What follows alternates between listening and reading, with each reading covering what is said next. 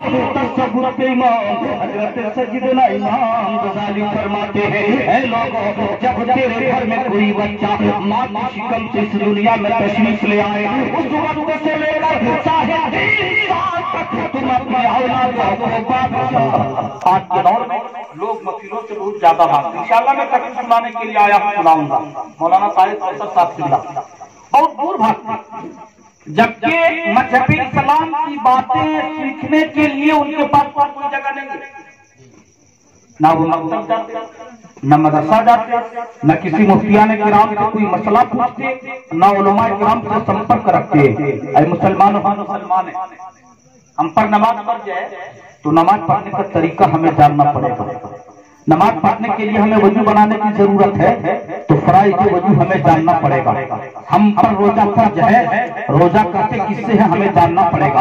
हम तिजारत करते हैं तो तिजारत के मसले हमें जानना पड़ेगा। अरे मुसलमानों, हम गुस्ल करते हैं, फराइज गुस्ल हमें जानना पड़ेगा। हमारी माँ सामने भी बैठी है, ऐ मेरे कौम को शहजादियों, ऐ मेरे कौम को माँ बहने सुनो, जिस तरह मर्दों के ऊपर नमाज फर्ज है उस तरह नमाज पर भी फर्ज है। जिस तरह मर्द नमाज पढ़ने से पहले वजू बनाता है, ऐ मेरी मार बहने, तुम भी नमाज पढ़ने से पहले वजू बनाती हो। जिस तरह मर्दों के ऊपर गुस्ल फर्ज होता है, आपके ऊपर भी वजू फर्ज होता है। ऐ मेरी कौम की बेटियों, ऐ मेरी मार बहने, तुम ये कब सीखोगी कि वजू करने का तरीका क्या है, नमाज पढ़ने का सलीका क्या है, रुकू करने का ढंग क्या है, रोजा किस तरह रखा जाता है। मजहब इस्लाम ने हमें जिंदगी गुजारने का तरीका क्या बताया है। ऐ मुसलमानों, इस्लाम ने माँ की शिकम से जैसे ही एक बच्चा इस खाकदाने के ऊपर तशरीफ लाता है, उस वक्त से लेकर कब्र की आखिरी मंजिल तक हर महराज पर एक दायरा खींच दिया है। जब एक इंसान उस हुदूद पर आकर अपनी जिंदगी गुजारता है, कामयाबी हासिल कर लेता है, अगर घर से बाहर आता है तो वो इंसान नाकाम हो जाता है। सुभान अल्लाह। बड़ी अच्छी गुफ्तगू आप समाप्त कर रहे थे। हजरत अल्लामा मुख्तार आलम साहब किबला से उन्होंने कुरान पाक की जो आयत मुबारक तिलावत की, मैंने भी पढ़ा। रब ने फरमाया, या अय्युहल्लज़ीना आमनू अंफुसकुम, ऐ ईमान वालों बचाओ अपने आप को और अपने अहलो यार को, अपने बाप अपनी बीवी को किस चीज से मारा, जहन्नम में धरती हुई वकूद अन्नास वल हिजारा, जिसका ईंधन इंसान और पत्थर है, जिसका सुलगान इंसान और पत्थर है। ऐ मुसलमानों, बड़ी अच्छी बात उन्होंने एक बात कही कि अपनी औलादों को तालीम और तरबियत दो। आज के दौर में इंसान कुछ हद तक तालीम देने में कामयाब है, मगर हम अपनी औलादों को सही तरबियत नहीं दे पाते। और तरबियत हम कहाँ से दें जब हमें खुद मालूम है कि तरबियत कैसी है। तरबियत हमें खुद पता नहीं कि तरबियत किस परिंदा का नाम है, तरबियत कहते किससे हमें मालूम नहीं। ऐ मुसलमानों, जब हमें तरबियत मालूम नहीं तो हम अपनी औलाद को कहाँ से तरबियत दें। बेटा सामने बैठा है, बेटी सामने है, और इधर मियां बीवी झगड़ा लग रहा है, गाली गलौज कर रहा है, तरह तरह की बातें हैं। हम खुद तरबियत याफ्ता नहीं है, अपनी औलादों को तरबियत कैसे दें, जबकि मुसलमानों तालीम के साथ साथ तरबियत औलादों को बहुत जरूरी है। जो इंसान अपनी औलादों को तालीम और तरबियत से आला पैदा कर देता है, वो औलादें वालिदैन को फरमान पैदा करती है। सुभान अल्लाह, सुभान। मगर हम तरबियत नहीं देते। अगर आप आदत है इसलिए तो शेर पढ़ूंगा, इजाजत चाहता हूँ। और सिर्फ बेटों को नहीं बल्कि बेटियों को भी तरबियत दो। ऐ मुसलमानों, हमारी कौम की बेटियों का बड़ा ऊंचा मकाम है। इस्लाम ने उन्हें उस मकाम पर फाइज किया है जहाँ किसी कौम ने अपनी माँ बहन बेटियों को मकाम अता किया। एक शेर पढ़ता हूँ। उनके घर में जन्नत की खेतियां नहीं होती। अभी जो ना सुभान अल्लाह, ये जबरदस्ती वाला मामला कब तक चले गए। उसी वक्त से देख रहा हूँ जो शुराए किराम जो खतीब आ रहे हैं हमें जबरदस्ती कर रहे हैं कि सुभान अल्लाह कहिए, सुभान अल्लाह कहिए। बताइए आपके इमाम साहब अगर आपको मस्जिद में ले जाए और आपको पटक पटक के सजदा कराए तो आपको क्या मिलेगा? जब तक आप मोहब्बत से सजदा न करोगे, दिल से जो बात निकलती है असर रखती है, पर नहीं ताकत प्रवाद मगर रखती है। हमारा खुदा पहले में बता दिया कि हमारे इबादत का मोहताज मेरा खुदा नहीं बल्कि इबादतों का मोहताज। उनके घर में जन्नत की खेतियां नहीं होती, उनके घर में जन्नत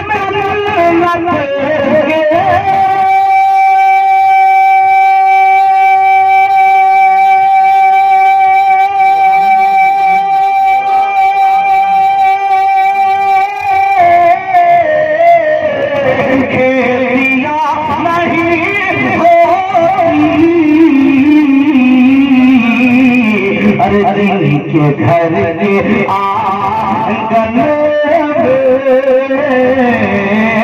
बेया नहीं होती, अरे दिल के घर के आंगन बेया नहीं होती। शुक्रिया। बड़ा प्यारा शेर माँ के हवाले से, जो अपनी माँ से मोहब्बत करते हैं वो सुभान अल्लाह करें, और अगर कोई अपनी माँ को तकलीफें पहुंचाते हैं तो शेर पे अपना सर नीचे कर ले, उसे करने का कोई हक नहीं है। माँ नाराज है घर में, और अभी हुजूर गौसे बंगाला का उर्स चल रहा है ना, सर पे चादर लेके गौसे बंगाला की बारगाह में हाजिर दे रहा है। माँ बाप खपा है, लोग अजमेर में आता है चादर चढ़ाने के लिए।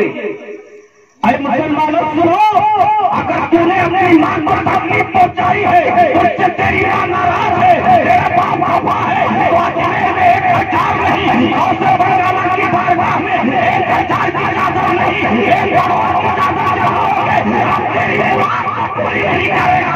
और तूने अपनी मां को राजी कर लिया है, घर में से माताओं की बारगाह में पेश करोगे, अब तेरी मां सुभान अल्लाह, सुभान अल्लाह, नारे रिसालत, मसलके आला हज़रत, उलमाए अहले सुन्नत, नारे तकबीर। मां नाराज है, भाई नाराज है,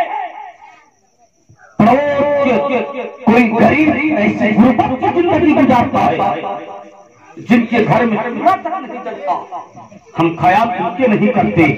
1000 की चादर गौसे बंगाला की बारगाह में पेश कर रहे हैं, महंगी चादर अजमेर शरीफ से जाकर पेश कर रहे हैं। याद रखो, महंगी चादर चढ़ाने से अजमेर और निकल के मोजा पर खुश हो सकता है।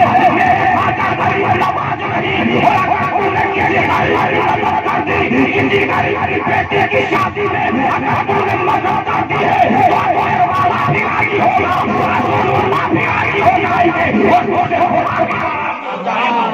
इसलिए पहले अपने अपने अपने रिश्तेदारों को देखो कि कोई गुर्बत की जिंदगी तो नहीं गुजार रहा है, किसी की बेटी इस हालत में तो नहीं है कि पैसे की वजह से उनकी शादी नहीं हो रही है। बात में था रानी गई, बात में था घर में बात में था, पहले उस सारी मदद कर दे, दोनों अपने पड़ोसियों का ख्याल रखो। ये शेर पढ़ देता हूँ जो अपनी माँ से मोहब्बत करता है, तब चाहूंगा। मेरे घर के मलेका रोटियां पकाती है, मेरे घर के मलेका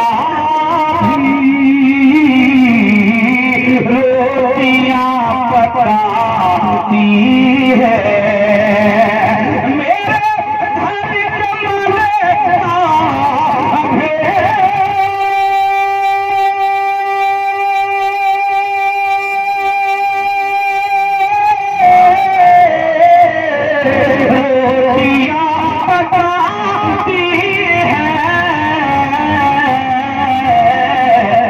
माँ के हाथ के जैसी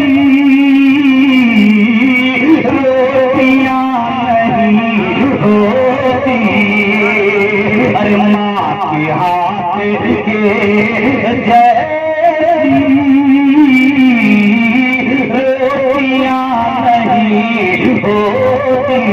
मुसलमान अशार बन जाता है। मैं आपको तकरीर की दौरान बुलाऊंगा। मैंने आप से कहा है लोगों अपनी औलाद को तालीम भी दो, साथ में तरबियत भी दिया करो। हमें मालूम नहीं है कि औलाद को तरबियत कैसे दी जाती है। आप उलमा के सामने बैठो, उलमा से पूछो,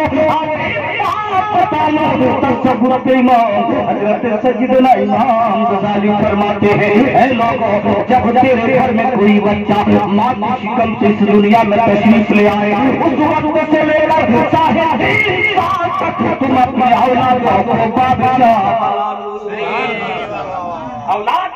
को तरबियत कैसे दी जाती है, औलाद की परवरिश कैसे की जाती है। हज़रत इमाम गज़ाली फरमाते जैसे ही औलाद माँ के पेट से इस दुनिया में आए, उस वक्त से लेकर 3.5 साल अपनी औलादा को बादशाह बना दो, यानी तेरा बेटा जो कहे वही कहे। थोड़ी देर सुनेंगे ना, सुनेंगे ना, एक मरतबा मोहब्बत से कह दीजिए सुभान अल्लाह। 0 से 3.5 साल अपनी औलाद को बादशाह बना लो, जो कहे वही करो।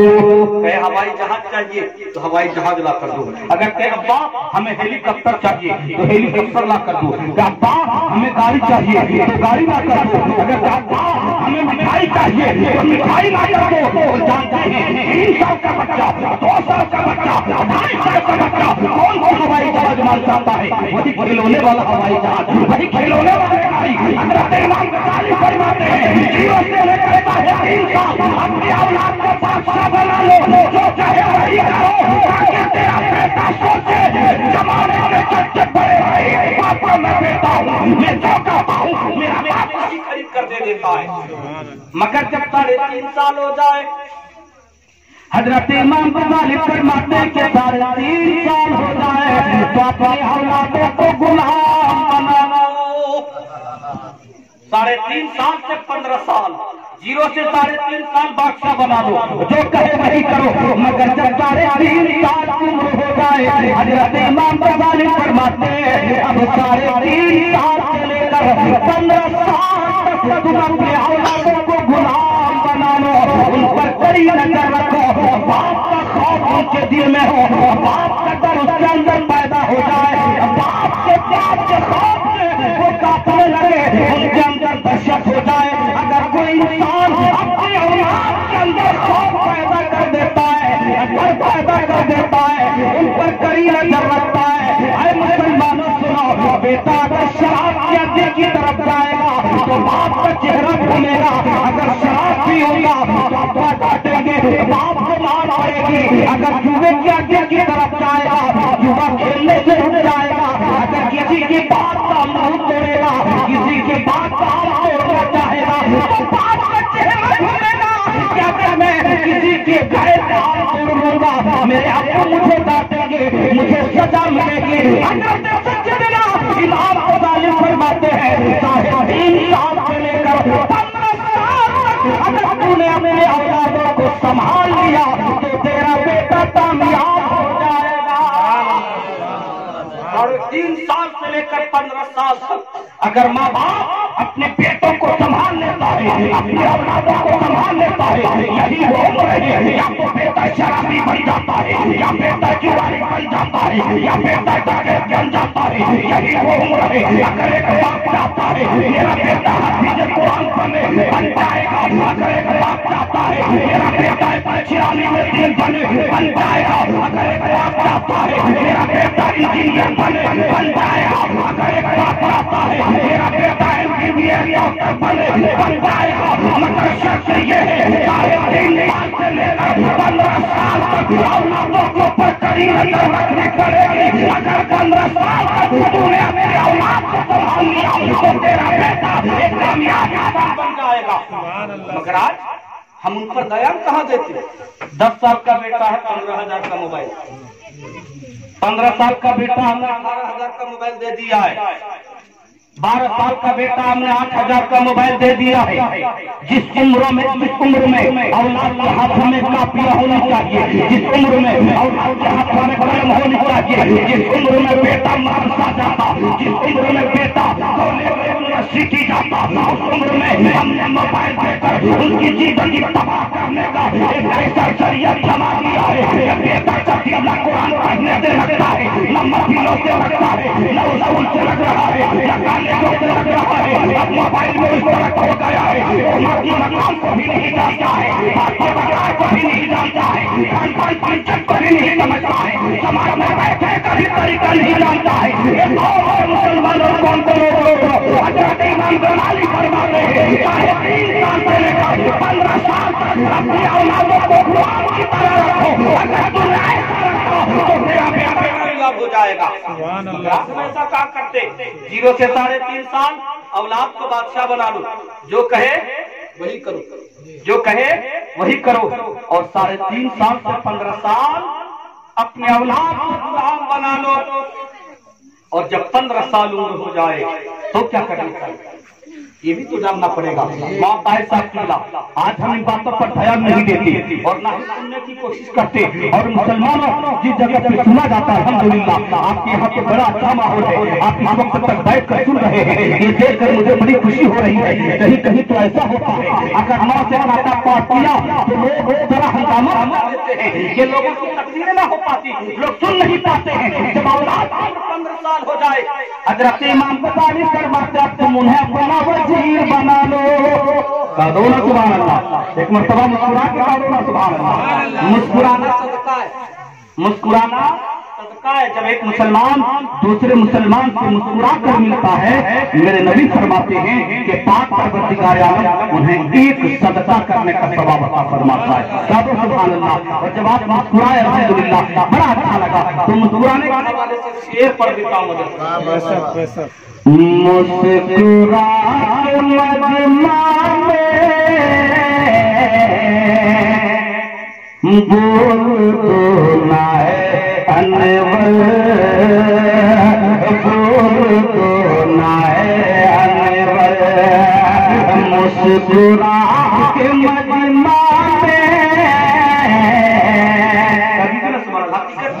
मैं अभी तक अपने रंग से नहीं आ पाया और नहीं आ पा रहा।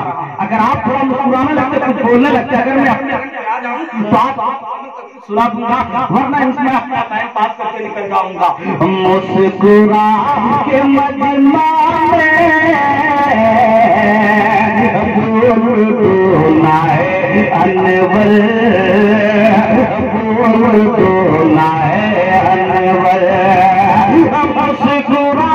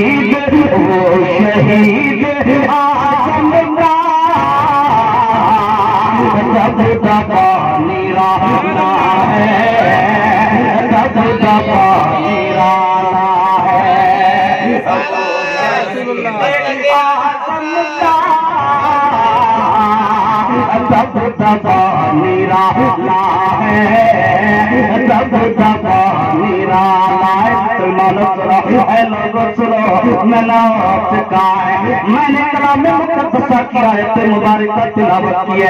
रब ने फरमाया या अय्युहल्लज़ीना आमनू, ऐ ईमान वालों मुसलमानों, जो ईमान वाला होता है, जो रब पर ईमान लाता है, जो अल्लाह के रसूल को तस्लीम करता है, जिनका क़ादा कुरान और हदीस के मुताबिक है, रब इबादत करने का हुक्म ही को देता है।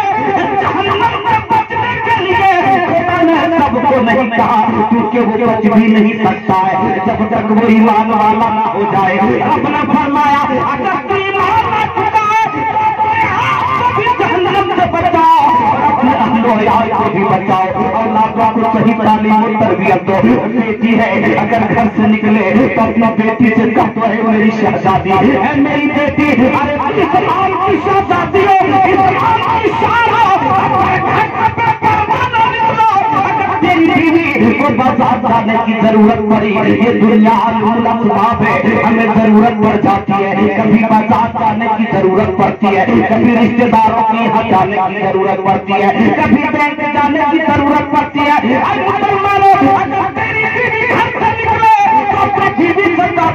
मेरी शरीक हयात तुम हिजाब के साथ निकला करो, तुम पर्दे के साथ निकला करो, एक बेटी तुम पर्दे के साथ निकला करो, एक शहजादी तुम पर्दे के साथ निकला करो। अगर हमारी बहू अपने घर से बाहर जाए जाने में पाबंदी नहीं, मगर कहो तेरे लिए फरमाया वरना बिकुल्ला वला तबरजुल तबरजुल जाहिलियत ओला। ए मेरी कौम की बेटियों, ए मेरी कौम की शहजादियों, रब ने तुझे कहा कि तुम अपने घर से अलग रहो, अगले जमाने की जाहिलियत की तरह अपने पर्दा खाकर ना निकलो। ए मेरी मां ने तुझे पर्दे के साथ निकलने का हुक्म दिया है, और जो इंसान हाथ मर्द हो आप पर ये जिम्मेदारी है कि आप उन्हें पर्दे के साथ आपने नमाज पढ़ने का भी हुक्म दे। ऐसा नहीं कि आप नमाज पढ़ते हो, आपकी बीवी नमाज न पढ़ती है, आप नमाज पढ़ते हो, आपने अपने औलादों को सही तालीम नहीं दिया, तो आप बच जाओगे। याद रखो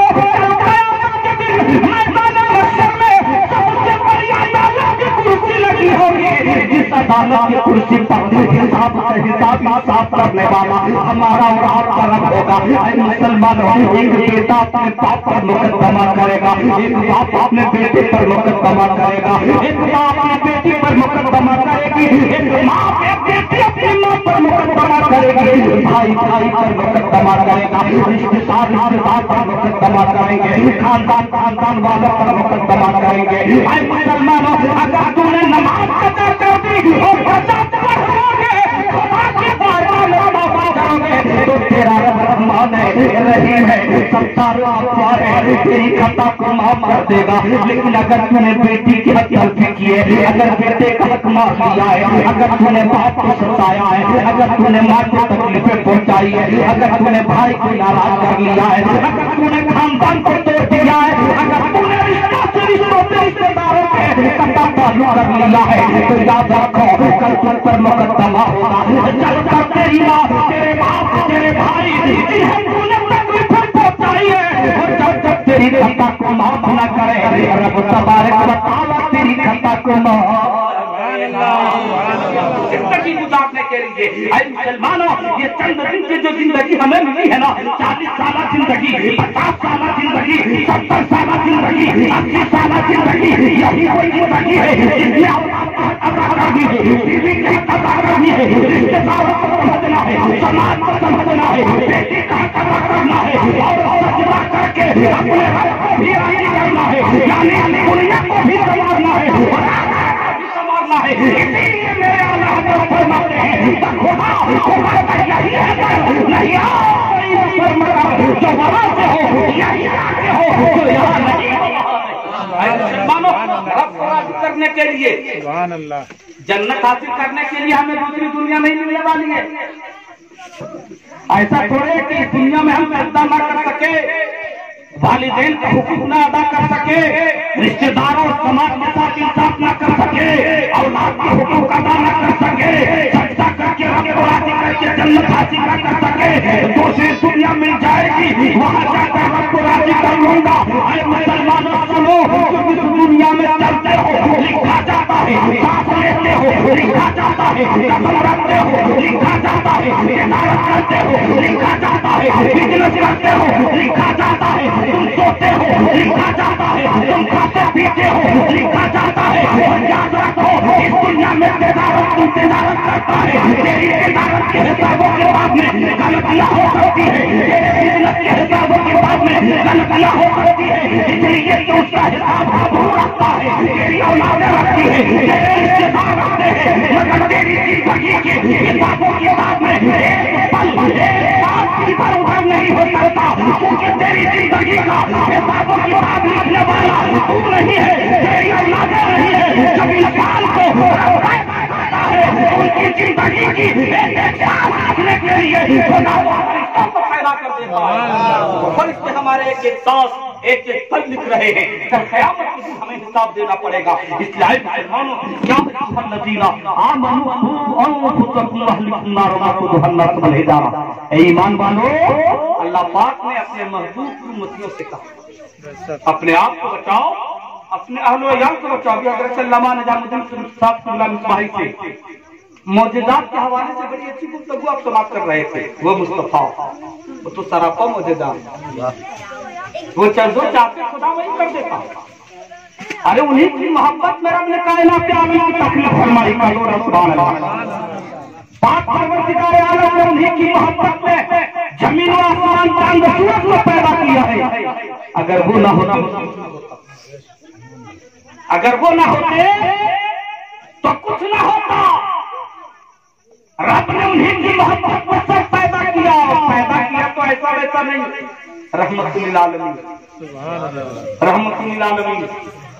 रब ने अपने लिए कहा अल्हम्दुलिल्लाहि रब्बिल आलमीन, तमाम तारीफ साबित उस वदौला शरीक के लिए जो आलमीन का रब है, तमाम चीजों का मालिक वो मेरा खुदा है। और हकीकत में खुदा के अलावा किसी की तारीफ ही नहीं करते। अगर तारीफ कौसर की तारीफ कर रहे हैं, सुल्तान भाई की तारीफ कर रहे हैं, निजामुद्दीन भाई की तारीफ कर रहे हैं, अल्लामा अब्दुल मजीद साहब की तारीफ कर रहे हैं, तो इसलिए नहीं इनकी अपनी प्रवृत्ति है, अल्लाह पाक ने उन्हें लायक बनाया। हम औलिया किराम की तारीफ इसलिए नहीं करते कि उनके पास जो पावर है वो अपने आप है, बल्कि रब ने कुरान में कह दिया अला इन्ना औलिया अल्लाह, सुभान अल्लाह, अल्लाह वाले हैं। अगर अल्लाह वाले ना होते तो कुरान में जिक्र क्यों आया? और जब कुरान में जिक्र आया खबरदार तो अल्लाह वाले होते का दो सुभान अल्लाह। अरे हम तो गौसे बरगाना कहते हैं, खुदा तो अल्लाह वाला कर रहा है। हम तो ख्वाजा गरीब नवाज कर रहे हैं, खुदा अल्लाह वाला कर रहा है। और ऐसे वैसे फरमा दिया हम नबी की तारीफ करते तो कुछ लोगों को मिर्ची लग जाती है। लोग कहते कि तुम नबी की तारीफ क्यों करते हो? अरे हर तारीफ क्या कर सके जब मेरा खुदा मेरे मुस्तफा की तारीफ करता है तो रब फरमा देता है सुभान अल्लाह सुभान अल्लाह। महबूब हमने आपको सारे आलम के लिए रहमत बना कर भेजा, और भेजा तो ऐसा वैसा ना भेजा, बल्कि इतना पावर अता कर दिया कि अब मेरे मुस्तफा जो चाहते खुदा वही कर देता है। पूरी दुनिया इस बात पर लगी कि खुदा हमसे राजी हो जाए, मगर मेरा खुदा चाहता है कि मुस्तफा